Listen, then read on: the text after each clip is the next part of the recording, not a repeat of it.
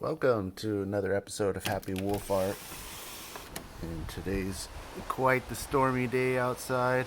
It's a little bit unclear with the screen. Got a bunch of wind happening, some rain, and clouds. It's a good time enjoying the weather. But I want to take a look at some comics today.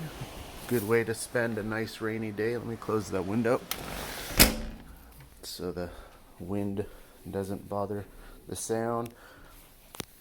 We got all kinds of things to show you guys today. Let's see. Let's start with just the comics that I've been reading. Some old and some new stuff.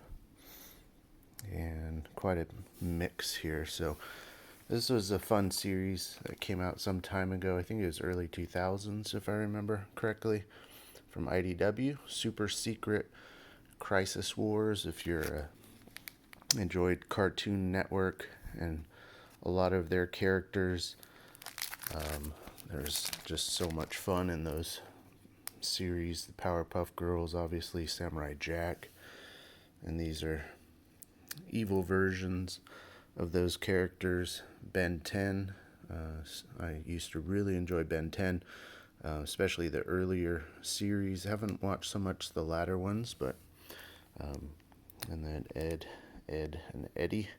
Shout out to D-Brad out there if you're watching, who worked on this show, and he's on the Cartoonist by Night podcast if you're interested in checking that out. Hosted by Anthony Latch. But yeah, so I don't have all the issues, have a fair amount of them, but I just have picked them up as I see them in like 50-cent bins or dollar boxes. Issue 3, so Ben 10, and you can see Samurai Jack, his arm coming into the picture. A lot of work by Troy Little. Just a really fun series, adventure series. Definitely heavy on the cartooning, which is what I really enjoy the most. There's Dexter from Dexter's Laboratory.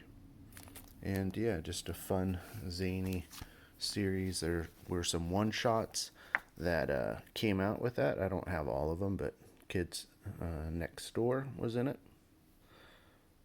Super fun little one-shot.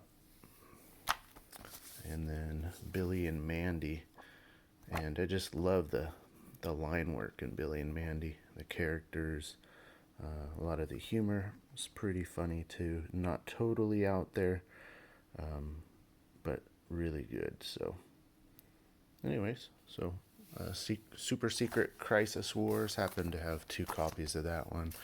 Wish I had more of Samurai Jack. This is, what is it, issue 16, but yeah, just to slow down. The cartoon's great, but these stories you can just slow down and just really enjoy the artwork, and a lot of fun. So here he's sneaking into a castle, if I remember correctly. He has these wood shoes on, which somehow don't make any noise when he walks, but he gets in there and eventually gets caught. But anyways, super fun.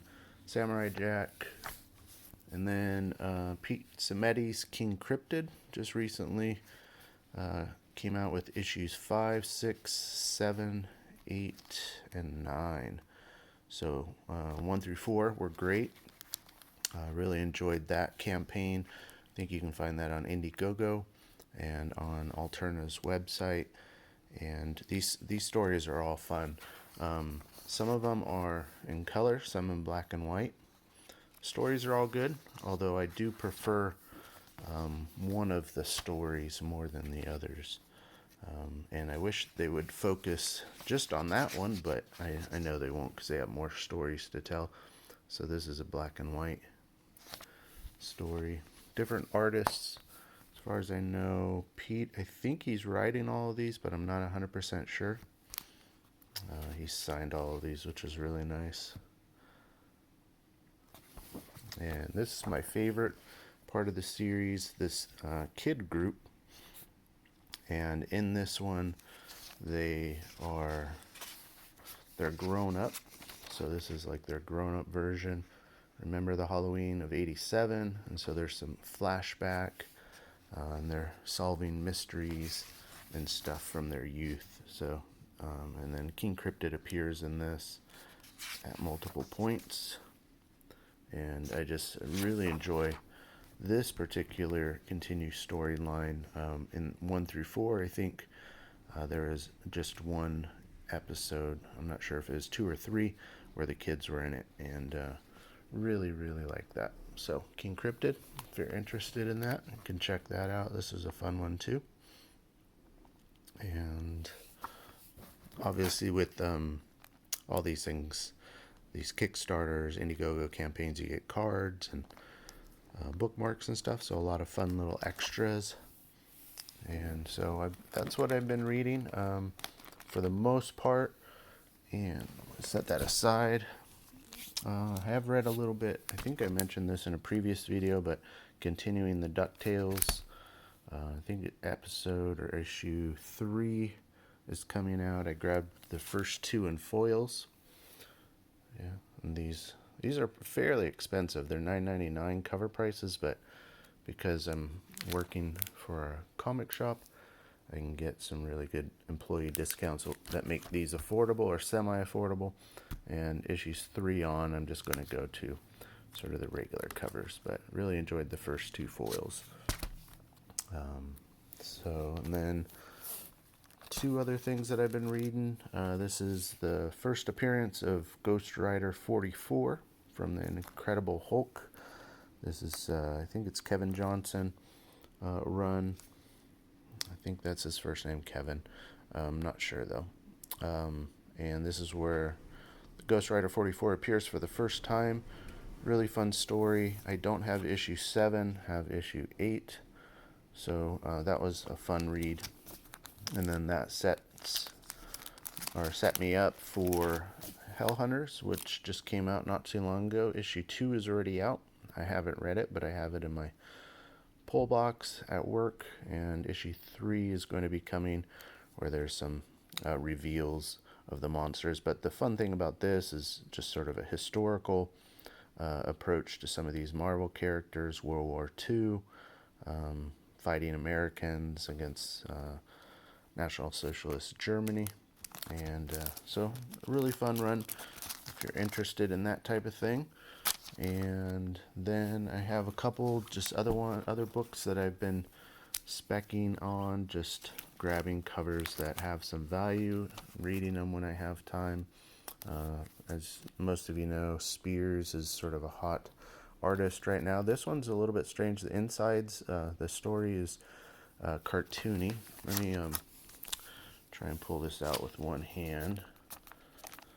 I think people have found this to be a bit of a shock just because the cover art is so different than the interiors. So, give you guys, sorry about the shaking camera and all that, but give you a quick look inside.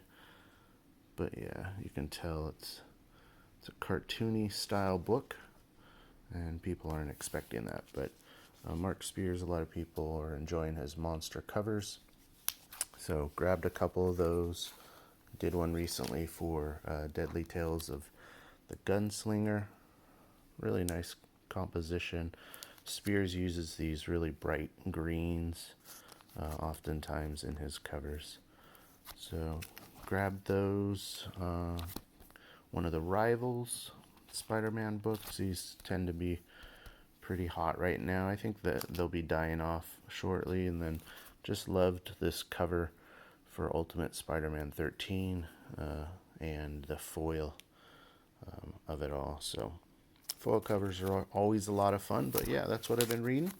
A lot of fun titles, some mainstream, some just cartoony, and like these. That's about it. So anyways, if you're interested in checking out my Instagram, take a look at Happy Wolf Art 1. Just finished recently a big piece in honor of Art Baltazar and Jamie Cosley and their cartooning. And I have my own stuff and projects that I'm working on. Happy Valley. This is part of the cover for Happy Valley. and some of the interiors for it. Here's also one partial interior page, so that should be finishing up in about a month or so. But anyways, thanks for stopping by.